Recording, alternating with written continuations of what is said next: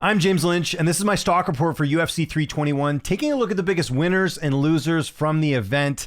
And this is the first time I've ever done the stock report where there's no biggest winner and loser in the main event. Obviously, it ended in an eye poke. I don't think either stock went up or down. I know there'll be some people, Aspinall didn't look that good early on, whatever. It was such a short fight. It was an eye poke. They'll probably end up doing the rematch. There's nothing really to take away from that. So biggest stock riser on this card for me is Mackenzie Dern. Wasn't the most memorable fight that she had with Virna Jandiroba, but she does end up getting the title, and good for Mackenzie. This is a fighter that the UFC has tried to build up for a very long time.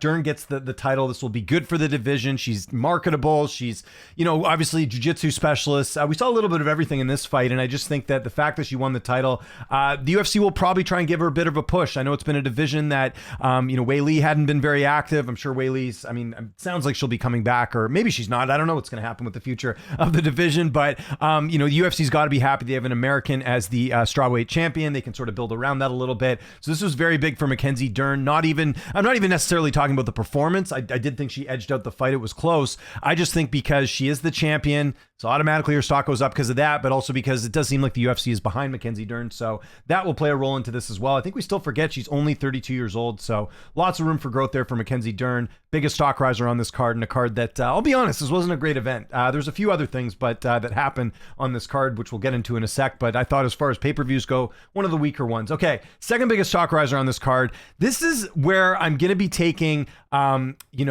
performance over context. Sometimes I don't do this, but in this one I have to. Now, when you talk about UFC 321, one of the things you're going to have to talk about on this card was the knockout that Quillan Salkilld got over Nasrat Haqparast. That was, shades of Terry Edom and Edson Barbosa from back in the day.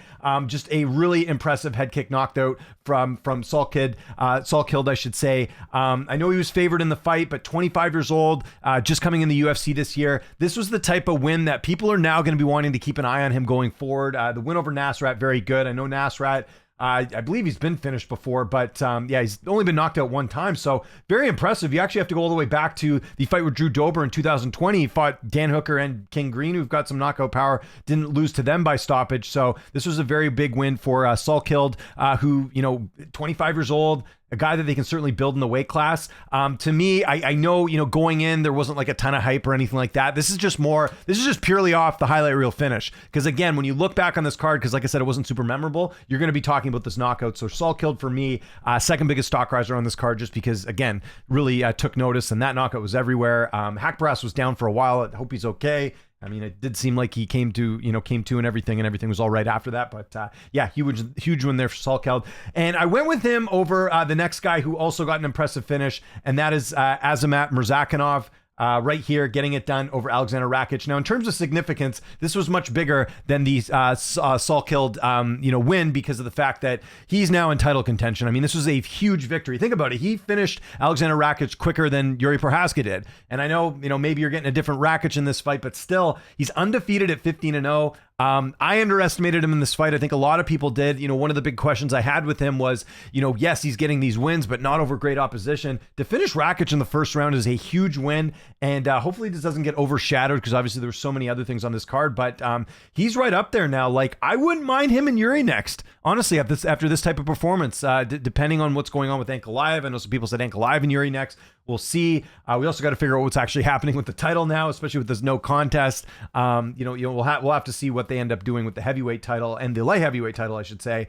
But Murzakanov, definitely a big stock riser on this card. Don't have an issue if you wanted to put him in your number 2 spot or even your number 1 spot. That's fine. But to me, again, I went a little bit more with performance. And again, I have to put Mackenzie Dern ahead of Murzakanov, just because of the Murzakanov, I should say, because you won the title. So that's kind of why I had him at number 3, but you want to switch this order around, fine by me. I think we can all agree his stock went up, as did Salkilld and Mackenzie Dern. So those are the big stock risers. A couple honorable mentions. I know people felt like this fight could have gone the other way. Volkov's got to be an honorable stock riser, just for the simple fact that he's, gets the win. And, again, we'll see what happens with Gane and Aspinall if they end up doing the rematch. But Volkov's right behind. He's on a nice win streak. He hasn't lost since the actually, I shouldn't say that. I keep thinking he beat Gane, but obviously the judges awarded it a different way. But this is a big win for him because, again, in a lot of facets, he could be on, a nice win streak here, but, he's coming off the split decision loss. He gets the win here. Wasn't a great performance, but I just think if you look at the heavyweight division right now, there's not a lot out there right now. So for him to get this win,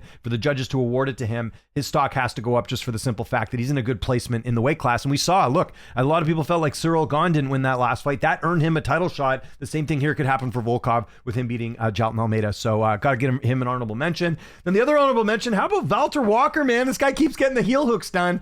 I know he was a huge favorite and he was expected to win, but I mean, come on, this is we haven't seen this in a while where a fighter continuously wins the same way. I just think it's a cool storyline. Really interested to see what's next for him, but got to give a shout out to Valter Walker just for, again, pulling off a heel hook. Like if he won by knockout, I'm probably not going to have him on this list, but I'll give him the honorable mention because yet again, he does a heel hook finish. So shout out to Valter Walker. Okay, let's get to the stock droppers. Again, a bit more difficult because of the main event. We can't really like go stock rise or fall either way.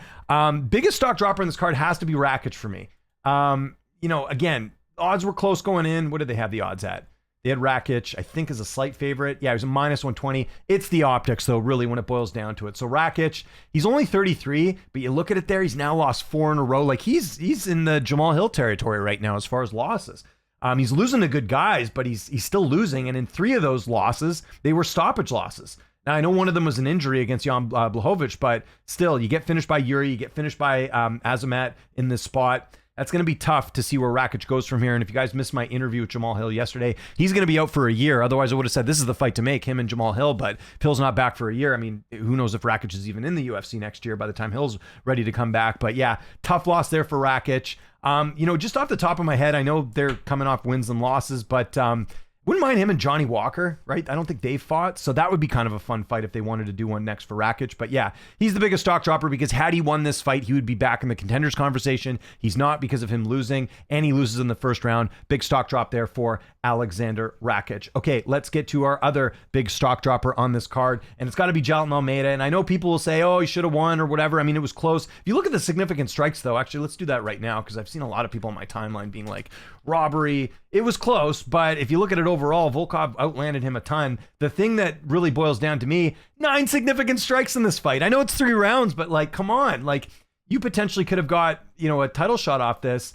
He did get 7 of 9 takedowns, but he didn't do anything with them. And to me, this is a case where they should award damage. That's where Volkov gets it. Significant strikes, 24-27. Total strikes, 123-130. That's a lot higher than what Almeida did. Almeida just tried to wrestle this fight.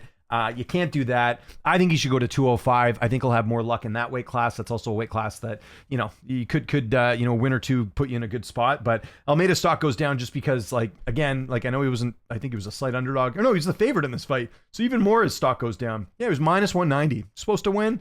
Even if you thought it was close, it shouldn't have been that close if you're a minus 190 favorite. So Almeida stock goes down. And then last one here is Jose Delgado, favored in this fight against Nathaniel Wood. Ends up losing this one. Pretty good opportunity for him here, taking on a veteran guy in Wood who hasn't been super active. Again, we talk about level of opposition. This could be one of those cases too, where Wood, I don't think he'd really fought a guy like Wood before. Minus 155. He'll be back. He's still 27, but tough loss from there. I don't think he won a single round of this fight. I thought this was all Nathaniel Wood in this spot. So yeah, those are my stock risers and stock droppers. Didn't have any honorable mentions for stock droppers, but hey, I want to listen. I want to hear from you guys. Who are your biggest 3 stock risers and who are your 3 biggest stock droppers? Would love to hear from you in the comments. Just let me know your top 3, bottom 3, and tell me your reasoning. That's all I need. You don't need to go through all my picks and be like, I don't like this or this. Doesn't matter. It's an opinion video. That's basically what this is. Thanks for checking this video out. My name is James Lynch. Follow me on Twitter, TikTok, Instagram @LynchOnSports. My name is James Lynch. Thanks so much for watching. I'll see you next time.